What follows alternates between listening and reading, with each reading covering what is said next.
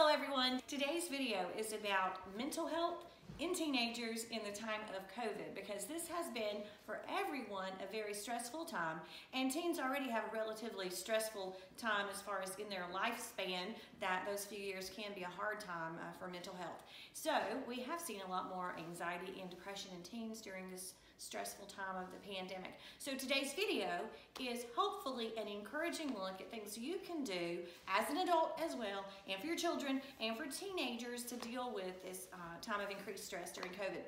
So I have invited today two guests, not really, they're two of my daughters. You can introduce yourself. I'm Sarah, I'm 17. And? I'm Kendra, I'm 15. Very good. So I thought that would be a good representative ages to talk about all the stuff that's been going on. And our videographer today is my 17, almost 18-year-old daughter, Angel. Even though we're going to talk about tips for you and your teens to maintain some good mental health, I want you to be very clear about this. I am not implying or teaching that if you are struggling with anxiety or depression, that it's because you had a lack of effort with doing all these things. Not at all. These are just things to come alongside, if needed, counseling, if needed, medications. All of those things are wonderful and recommended and often quite necessary and useful and effective. These are just additional things that you can try for free at home as far as habits and things like that, tips that we have for you and things that we've done. So let me let the teens talk just a little bit. Would either of you guys like to talk about how COVID has affected you? Well, for one thing, we can't go out and do fun things. Like, I love to roller skate, but I haven't been able to go to the roller skating rink since last February. I can't go out and do fun things like go to the movie theater, and we can't see other people because I don't really have any friends that are like that I can see at all because of COVID, and I just don't have friends. So it's kind of sad. It's terrible. How about you, Kendra? And you can't go out and make any friends right now. It is tricky. Yeah. I mean, you guys have... The most exciting thing that really happens is we go to the grocery store. You all said not much. We probably do more takeout than we should, but sometimes you guys will go on a crazy Taco Bell run or something. Yeah. Those are not the healthy suggestions we're about to talk about. We're just being real here for you today.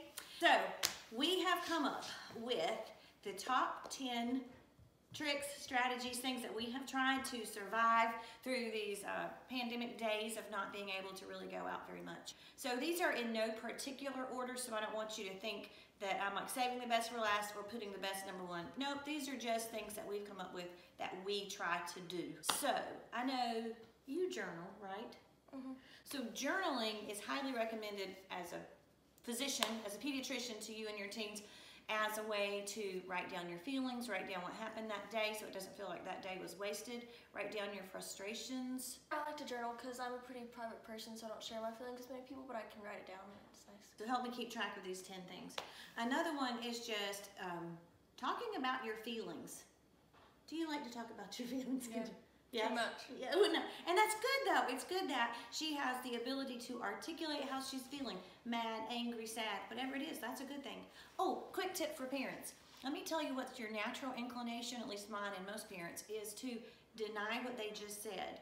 So if Kendra says, Mom, I'm really stressed out, I'm really worried, the worst thing I could do is say, you're not stressed, you have no reason to be stressed, because that just further invalidates her. And the last thing a stressed, anxious, depressed person needs is to be invalidated. So practice with me saying, I'm sorry you're feeling stressed. I'm sorry you're worried about this. I'm sorry you're having anxiety.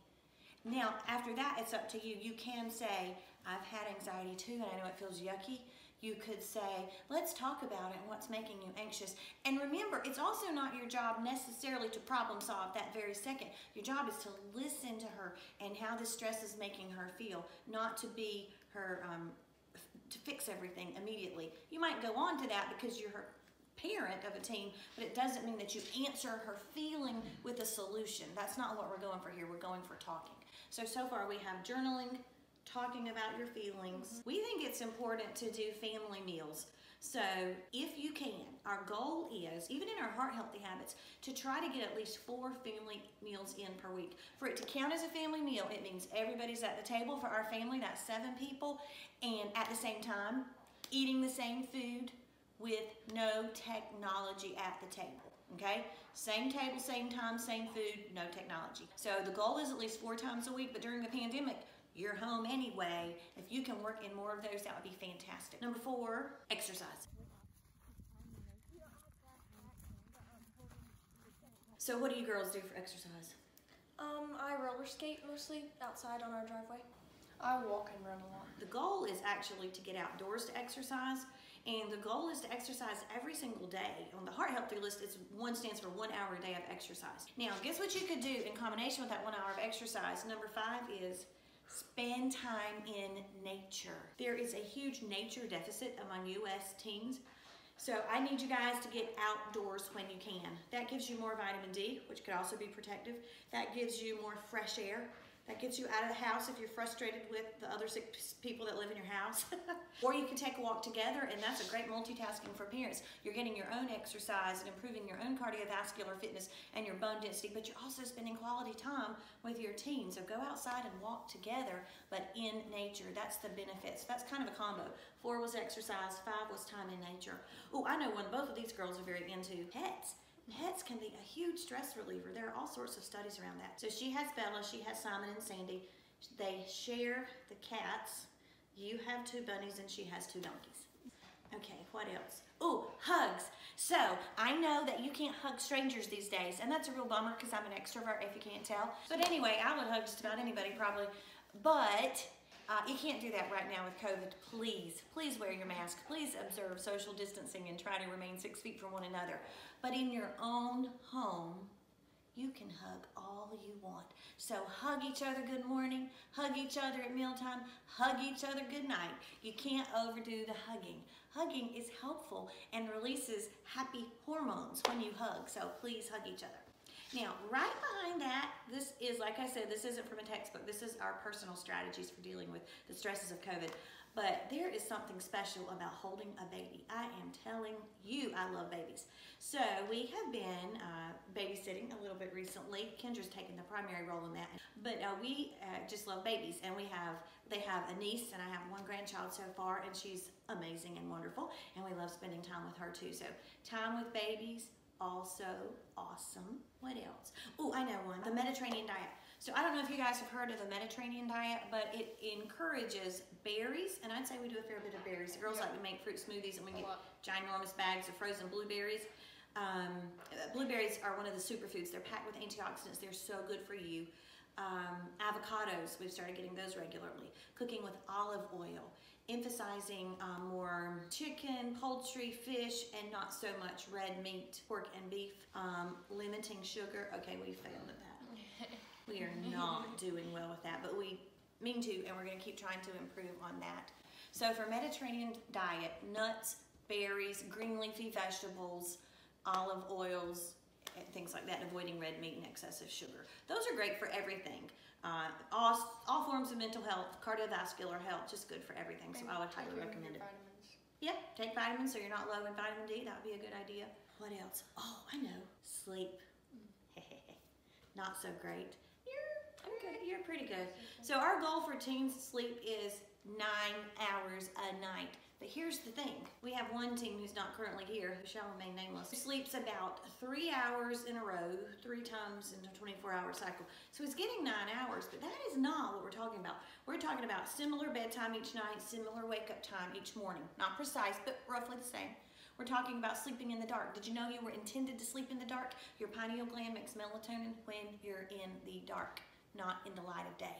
So the 19-year-old previously mentioned is in college and has a great GPA, so he says I can't argue about his sleep-wake cycle. But it's healthier and it combats anxiety tendencies to get solid 9 hours of quality deep sleep called REM sleep, or rapid eye movement sleep, in the dark at the same time each night. That's the goal. So super, super, super important. Oh no, we'll have to make this 11. I just thought of another one. Don't overdo your screen time. So screen time can be important to keep in touch with your friends. I get that. Truly, that's a part of surviving during this pandemic. I totally believe that. But at the same time, if you're mindlessly scrolling, mindlessly just watching YouTube videos for hours and hours at a time, it's replacing other things. It's replacing the times to hug. It's replacing the times to do exercise and spend time in nature and hold babies and play with pets and have family meals. It's taking the place of other better things. But particularly, I want you to avoid screen time for at least 1 hour before your goal bedtime. Another ideal is to not have screens in your bedroom for higher quality sleep.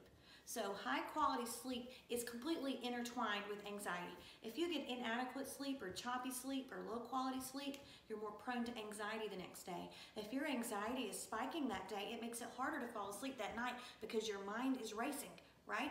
And please, by the way, see, I already made another video on anxiety specifically and things you can do to help combat that. So please watch that. This is more related to COVID and some practical tips. So I hope that's been helpful. Was there anything else you guys wanted to add? I'd say listening to music. Oh, yeah, that's a good one. That makes 12.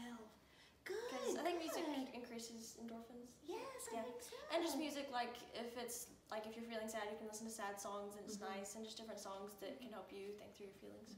And that's a way of sort of validating your feeling too. When you're feeling melancholy, if you listen to melancholy music, it's like somebody else has felt this way before too, and they wrote these beautiful lyrics and enjoy it. Absolutely music. So what do you know? We got up to 12 tricks you can try for combating the stress of COVID.